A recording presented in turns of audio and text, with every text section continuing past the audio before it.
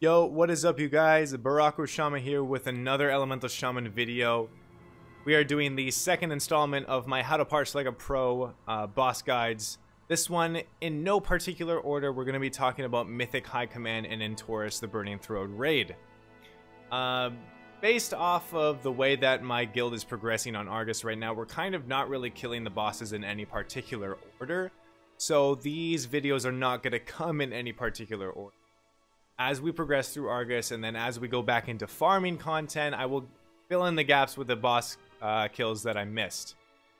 So, unfortunately, going from Garathi to Mythic High Command, it's kind of a weird jump, but there's the explanation behind why.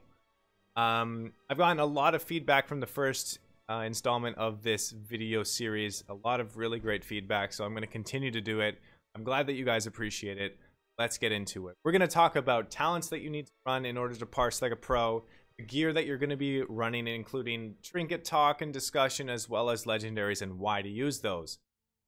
Okay, and then after that, we're going to talk about tips and tricks, when to use CDs, when to use your second pot, what you should be keeping an eye out, and I'm going to have an example video running in the background. Keep in mind that this is an example video of me doing the DPS and putting into practice what I've discussed.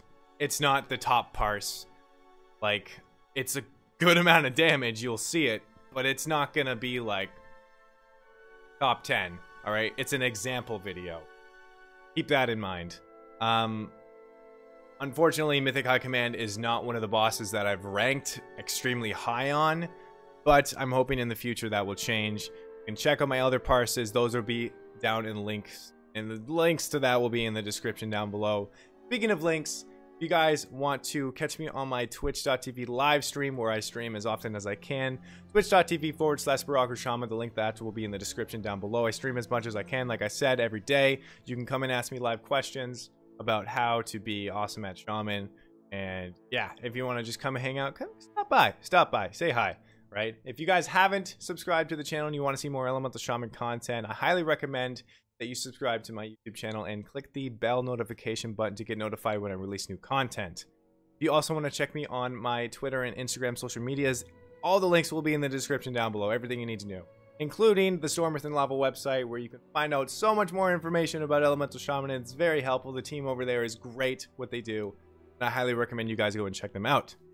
Okay, nitty-gritty's out of the way. Let's talk about gear and talents. We're going to go over talents first.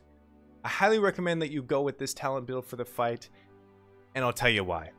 Totem Mastery gives you haste, other Maelstrom generation passive effects, right? Flame shock damage. It's the best for AoE.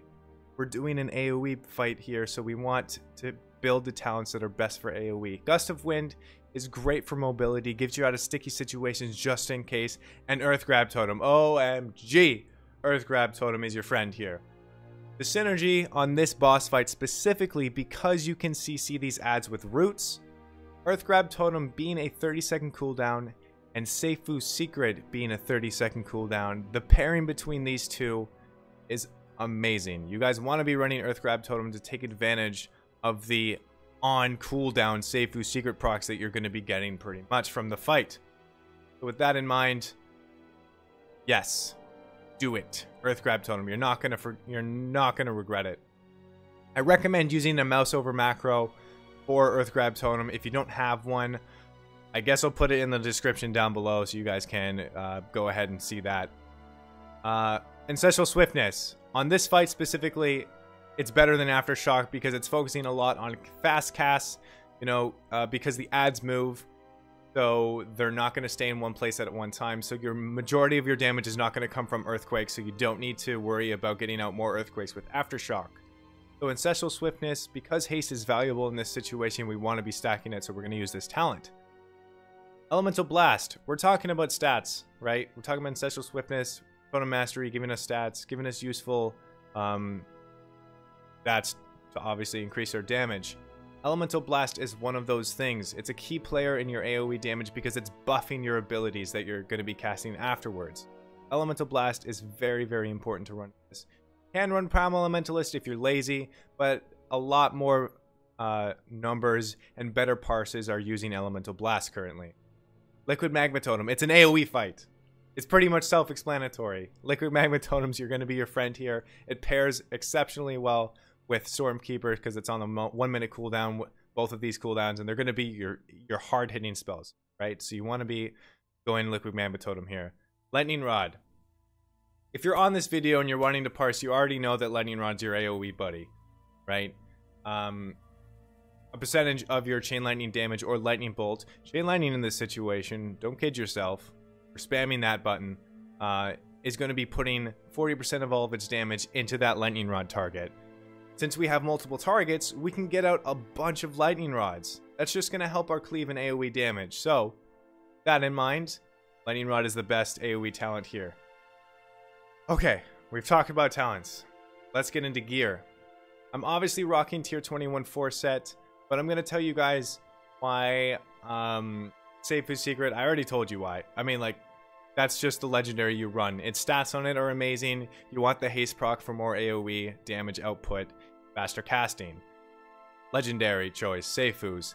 Second legendary choice, Alakir's Acrimony. We're spamming Chain Lightning. Why wouldn't we want more Chain Lightning damage from Alakir's Acrimony? A 5% increased damage for every subsequent target that Chain Lightning hits. So if it hits your main target and then it hits the other target, that target gained 5%. Next target gains an additional 5%. Next target gains an additional 5%, right? So we're hitting 3 targets from the spawns. So that's 15% to the third target, plus any bats that Chain Lightning hits, right? That come down and try and get your friends out of the pods. Argue with your guildmates, don't be in the pods. You're going to be the most damage on the meters, so it's really dumb to be in the pods if you're an Elemental Shaman. Just saying, okay? Because I've had to deal with that crap, and it's no fun. But whatever. Let's talk about trinkets. Acrid Catalyst Injector is very good for every situation because it gives you stats. Crit, haste, your friends, obviously. Mastery and versatility, they're okay. I actually don't think it gives you versatility. No, it doesn't give you versatility. Okay. The mastery, it's aight, but it's not like crit and haste, right? So this is what I use. Some people on the forums or like other parses, they might use different trinkets, but it's all dependent on what sims the highest for you. Simming is huge in the game right now, so understanding exactly what gives you the most damage is important in deciding what gear you're going to use. So sim your character. If your AoE is better with other trinkets, then use other trinkets. I'm just comfortable and I use these trinkets and I find that it does the job pretty damn well for me. So, we've talked about gear. We've talked about talents. I guess I could go a little bit over the relics that I choose. It's mainly just because I've gotten really good traits and the item levels are really high on these relics. You can pause the video if you want and you can see these traits and the item levels of these relics yourself.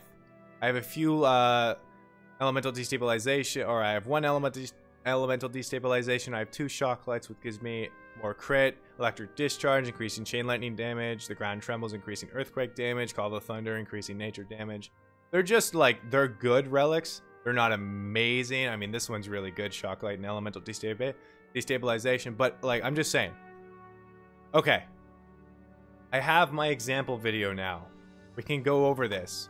Your opener is just going to be regular. You're going to be pre-potting, pre-casting your elemental without targeting the boss, pre-casting elemental blast, and then pulling the boss with lust and a flame shock. You lust on the pull on this boss. That's what you do. If you're parsing, you're doing the lust on the pull. Then you go into casting a lava burst, and then you refresh your flame shock. Ads are going to be coming out soon. Understand that pre-casting Stormkeeper and putting down your liquid magma totem right before the ads come out is going to benefit you. And then you just want to explode on these ads, maybe change targets to try and get more lightning rods out. These ads are going to die really quick. Everybody has cooldowns going. They're like, I want to parse. I'm going to just blow my load on these ads, right? Bombs are going to be coming out after that. Well, like the AoE bombs, not necessarily the ones on the floor that you need to worry about. But if you get targeted with one, use a gust of wind, get out of your raid, save your friends from being stunned. They're not going to yell at you. It's great. Okay. Understand that your Earthgrab Totem is your friend. You want to be using the mouse over macro and putting down that Earthgrab Totem every time the ads come out. because you get that Seifu's proc right away and you can do some heavy ass damage. Another point, I said this a little bit before, but try and spread your lightning rods. You're not going to see it too much in this video because I really wasn't doing the best I could. This is an example video in the background, so you really want to be trying to spread your lightning rods and putting Elemental Blast on cooldown as often as you can. Now, let's talk about your CD usage. Your Liquid Magma Totem, that was a little hard for me to say, and your Stormkeeper are going to be coming up on the third set of ads. They come up every minute, so understand, keep in mind of timers for Assume Command. If you can get out your cooldowns before the boss leaves, or it's going to be spawning ads, understand what's happening. Keep track of what's going on with the boss fight. If you have, let's say you're on the third boss, right? You're going to see that after this guy, but on the third boss, you have like a little bit of a time before the first girl comes out and starts spawning ads again, right? Do you have enough time to use your CDs in there? That's some things that you need to worry about. And another point is, when are you going to be using your second pot? Some people use their second pot like right after the first one expires because they think, oh, I'm going to be using like a lot of damage on ads, right? So maybe this is beneficial for me to use my potion right after. It's not set in stone when to use it, what's the best time to use it, right?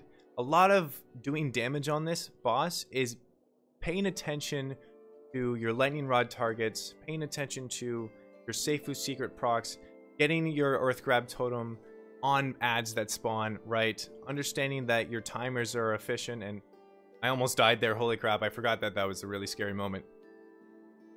Understand everything that goes on in this fight. I've already told you guys. But your second pot, what I've been noticing is people are using it a lot with the return of their fire elemental. They're going to be using it in conjunction with the return of their fire elemental on the third boss, this guy right here. So with that in mind, you have a minute of your second pot available. That means that when you use it on the third boss, your pot's going to pot buff, so the intellect on the pot buff is going to carry over into the next first boss girl, right? That spawns ads. So buffing your fire elemental with that second pot is very important. It's something that I forgot to do in this example video. If you guys noticed it, congrats to you. You can roast me in the comment section. But I'm telling you guys now, all the top parsers for this guide for this boss are using it with their second fire element. So keep that in mind.